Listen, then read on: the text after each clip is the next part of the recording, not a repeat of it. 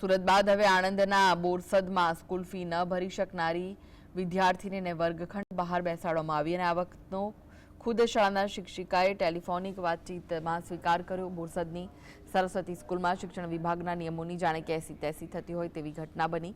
સરસ્વતી સ્કૂલમાં અભ્યાસ કરતી વિદ્યાર્થીનીના વાલીઓએ યોગ્ય સમય પૂરતી ફી ન ભરી શકતા વિદ્યાર્થીનીને વર્ગખંડની બહાર બેસાડવામાં આવી હતી।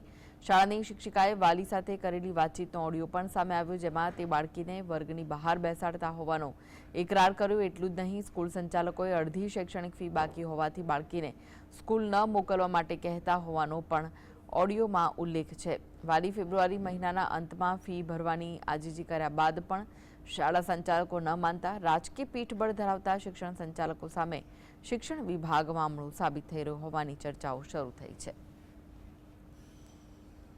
વ્યવસ્થા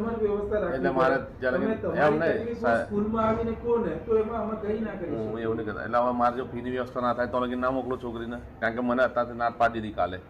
શું કરવાનું મારી પાસે બીજો કોઈ રસ્તો ખરો? એટલે હું ના મોકલું તમે મને એમ કરો? નહીં મોકલવાનું, નહીં મોકલવાનું। મને મંડળમાંથી જે પછી નિર્ણય આપે એ જ મારે કરવાનું।